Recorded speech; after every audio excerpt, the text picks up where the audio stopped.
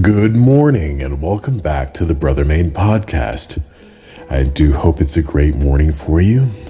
I hope you had a great week, an energetic week, and that as you move into the weekend, hopefully you're finding that calmness that floods over you, and that find times of respite this weekend, or maybe it's a time to run those errands and have that fun. We talked about that in a few podcasts back, the idea of fun and things that you can do to enjoy recreation. So maybe this weekend is that time for you, but ultimately that you're waking up motivated and upbeat and remaining positive in every area of your life. I want to speak wellness into your mind, spirit, soul, and body as well. That you're overall kept and you have nothing missing, nothing lacking, nothing broken in your life. Today we're going to talk about culture barriers, right? So we talked about cultural appropriation in our last podcast. Today we're going to talk about culture barriers, right? Big thing today. As we get into this podcast, you're going to learn about demographics and where those culture barriers might arise. But let's stay in the mode of defining things before we get into the explanation so that everything is as clear as possible, right? So the idea of culture barriers, of course, we're going to break it down into its smallest parts. It is a culture barrier. So first, like we did in the last podcast with cultural appropriation, we're going to define culture again. And again, culture has two definitions. The first one is the arts and other manifestations of human intellectual achievement regarded collectively, right? The arts and other manifestations of human intellectual achievement regarded collectively. And the second definition is the customs, arts, social institutions, and achievements of a particular nation, people, or other social group, right? And so examples of culture, right, would be vernacular, slang, lingo, dress and wardrobe, like Chicano or hood or mafia-style dress, or music styles like trap and or bachata, merengue, things like that. Barriers would be any fence or other obstacle that prevents movement or access. So we're not going to really talk about physical barriers here when we talk about culture barriers. So we can negate the fence, but we are talking about any other obstacle, right, in a metaphorical kind of sense that prevents movement or access, right? So again, this is a big thing, especially in the modern day, right? You might think that it wouldn't be, only because we have so much technology and information. We're going to get into that as well, as opposed to former times. But when we talk about culture barriers, we want to further then discuss, particular demographics of a population. So let's first define what a demographic is, because that's a very specific term. There are all sorts of different demographics, and this is probably more than likely where the issues arise, right? So when we speak about demographics, we then have another set of definitions here. The first one is demographic is anything relating to the structure of a population in and of itself. So the example here is the demographic trend is towards a particular religion, right?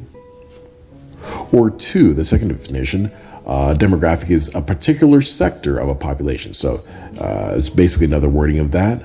And the example for that is the drink is popular with a female demographic, right?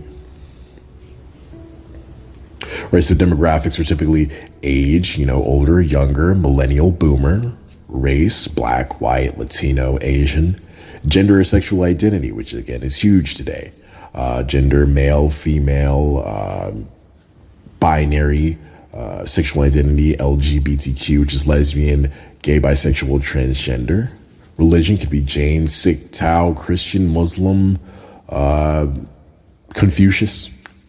Geographical location could be Asia, Europe, India, Mexico, United States, Canada, right? These are all demographics. And this is where we're going to talk about because the culture barrier, of course, has a negative connotation. We don't want to have culture barriers, and we're going to discuss why we don't want to have those barriers, right?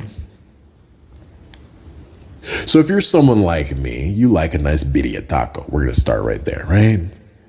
Have never tried it, but I've tasted it through the various videos that I've seen, and I kind of, get a mental palate thing going on. And this is a shout out to any food content creator out there. You guys have covered the birria tacos extensively, and I'm not getting tired of it. So please keep on with the keeping on when it comes to the birria taco videos with the Kansu man, right? But I'm a Jamaican, right? I was born in Jamaica, and I grew up in Atlanta, my hometown, Atlanta, Georgia. So how does that really tie in here, And you'll find this, very prevalent in modern society. You got Latinos trying Asian food. You got Canadians trying Jamaican food. The idea is crossing a potential culture barrier. You could say, hey, you know what, for this example, I'm an Italian, so I'm only going to just ever eat Italian food, which is not a problem. Hey, if that's what you like, it's not a problem. Italian food's very good, And there are a lot of people who've tried food outside of it. They just would prefer Italian food. Hey, again, nothing's wrong with that. But if something does arise, a problem does arise, I believe when you say, you know what, I'm averse to the idea of even accepting anything from another particular culture, or I'm averse to educating myself on a particular culture so as to cross that potential barrier and find synergy, right? It doesn't have to just be food. It can be, again, one religion saying, I'm not going to understand, or I'm going to force myself to go in the opposite trend of understanding an opposite, maybe, religion, right? Or I'm a heterosexual who's not going to take time to educate myself on the idea of LGBTQ lifestyle. That's where the barriers arise. You'll find this in marriages. A man meets a woman meets a man, or how, again, we want to be fluid here. So a being meets another being, right? And they fall in love. They go on that first date and they fall in love, and there's that initial spark that just continues to Samuel with Wiki become an all spark, right? And it's just amazing, right? You're looking like Shia in his prime. But what happens is it's time to meet the parents, right? And the parents are of course, maybe an older demographic. They're not understanding the trends of love in the modern day, first of all, or you might be an interracial couple, and they're not understanding,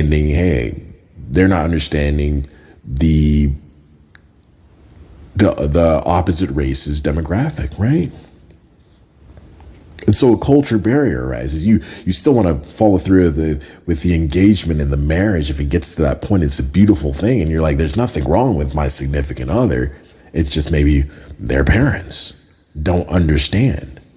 And I do want to highlight that there are also, for that particular example, a lot of, parents out there. So I want to shout out to them who do actually make the extra effort to go the extra mile to tear down that barrier initially, maybe because of things that they went through in their childhood, why they go the opposite way. So you do have people making strides. And again, I just use that example, but there are people making strides when it concerns all the demographics, But there still is this problem sometimes. And we just want to tackle the reason why,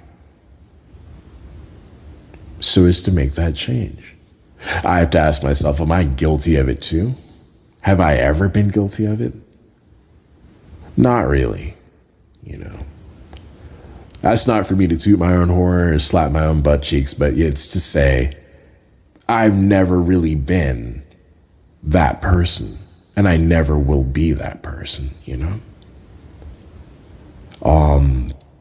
That's a shout out to anybody who can, find resonance with that sentiment of never being, biased towards any specific culture or demographic. But I've always made strides. When I look back in my life, I've always made strides to at least try to understand the opposite age. As a young 18-year-old guy, maybe I didn't understand everything that a boomer might have wanted to tell me, or even just in my immediate family, my parents, my mother would have tried to tell me, or her culture. But I tried. When it came to race, never really had that problem. And I'm going to talk about that in a whole podcast. I'm going to dedicate a whole episode to that, racial identity and things like that. But no, I've never had that problem because all races are beautiful to me. Gender, sexual identity, maybe had a slight issue with that one.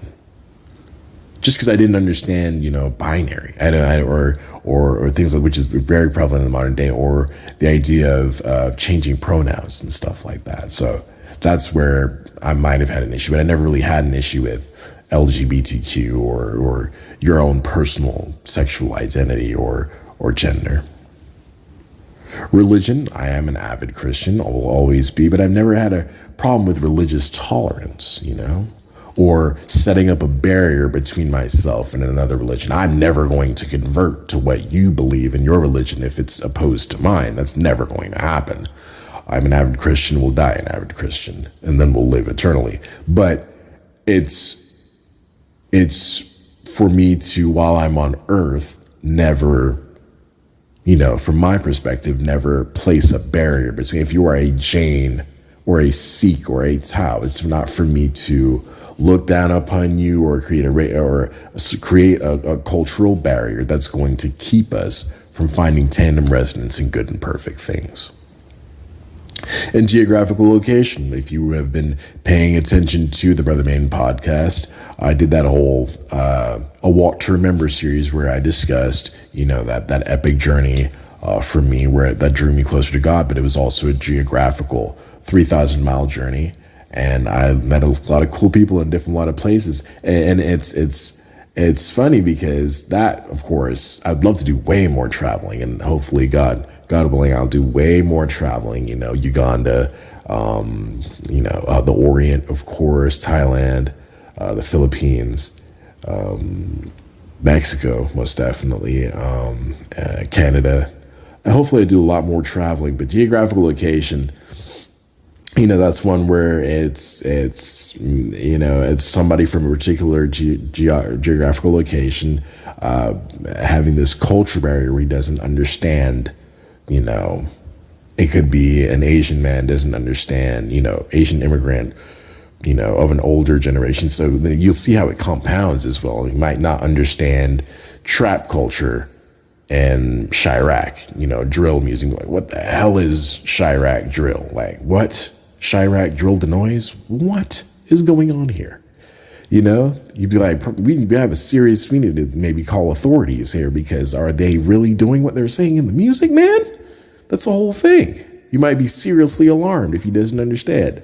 But it's where, it's no fault, it's just a misunderstanding. And I want to get to that. That's the crux of the matter. Because typically culture barriers come about from a misunderstanding of a particular culture, or not understanding the plight of another culture. We can cite, female African-American hair, that might be, if you don't know the idea of female African-American hair products and things like that, you don't understand the culture of goddess braids and sew-ins and tracks and things like that, which is beautiful stuff. It's just, you don't understand that culture, right? And it's a major culture, where it's something where you can take the time to immerse yourself in it, even to just,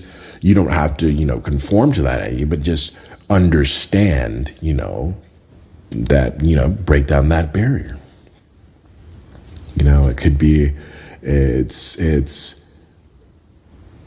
again, it could be, to, LGBTQ individuals who wanting to get married, and before strides were made, to legalize, LGBTQ marriage in certain areas. a misunderstanding. Sometimes it was the way you were raised. If you were raised strictly, stringently biblical, you're going to say, oh, well, marriage is between a man and a woman only, and you're not taking the time to understand the culture, right? You're not taking the time to understand these people, right? So you're having a misunderstanding of freedoms, right? You're having a misunderstanding of the fact that there should be no barrier to the understanding of that culture, and vice versa. They should understand that two heterosexual people want to get married without any hindrance. So the main point today is that we want to get rid of these barriers ultimately. And how do we do that? Well, I guess it's kind of self-explanatory. It would take some level of education, and as opposed to former times, this is a big point here. As opposed to former times, we now today have smartphones, supercomputers in our pockets that we look at 50 million times a day, right? It doesn't have to just be social media or porn or, whatever you're doing. It could be education on a particular. You can pull out your smartphone right now and you can say, hey man, I don't understand Ugandan people. They're sexy, but I don't understand. So I don't understand that culture. So let me do it. Let me pull out my phone here. And what is going on with the vegetable Rolex? I need to understand that, because you know what? That looks like a tasty dish to me personally. So I need to understand their culture. And that's a beautiful thing that can happen in the modern day as opposed to former times. You can immediately access, if not all, at least a majority of the information that's going to help you tear down that unnecessary wall.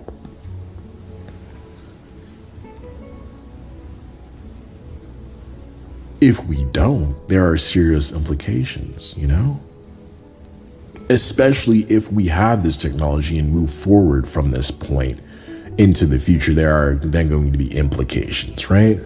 The implication is that, just like anything else, your email, your boss sends you an email first thing when you clock in. It's not a computer driven job, but the computers are part of the job, and everyone has their computers, right? Let's say that's how that works at that job or whatever. There's modules for you to receive an email, at least maybe not on a private server, maybe however it's doing. You clock in, your boss sends you an email first thing in the morning, right? Roundabout by lunch, right? Let's say you clock in at 9. Roundabout by lunch, you haven't answered to the email. You haven't sent even an email to say, hey, I saw the email, but it's going to take me longer than today to figure out whatever solution is to the problem that you are raising in the email. You haven't even done that, but he or she knows that you saw the email. So it's going to be one of those things where there's an implication created that you inherently don't care, right? Regardless of what you think. And we're going to dedicate a whole podcast to the idea of nonchalant regard, but regardless of what you think or what you say, right? The implication, it indicates that you actually don't care, which is, where it's going to be kind of a back and forth, tit for tat, kind of figuring out, well, when do you care, if you're ever going to care? So he might send you an email at lunch. Hey, Karen, you didn't get back to me already. And it's kind of pertinent. That's why I sent you that email first thing in the morning, So if you could just, by the end of the day, so it's nearing about 4 o'clock, 5 o'clock, and you still haven't sent that email. And so he's like, well, you're getting ready to clock out. So here's what I'm going to need for you to do. By maybe tomorrow, first thing in the morning, go ahead and go home. But by tomorrow, first thing, and so the next day you come in and you still haven't sent an email by 12 o'clock, noon, when you're taking your lunch. And he's like, you know what? Clear out your desk at this point, because you know what?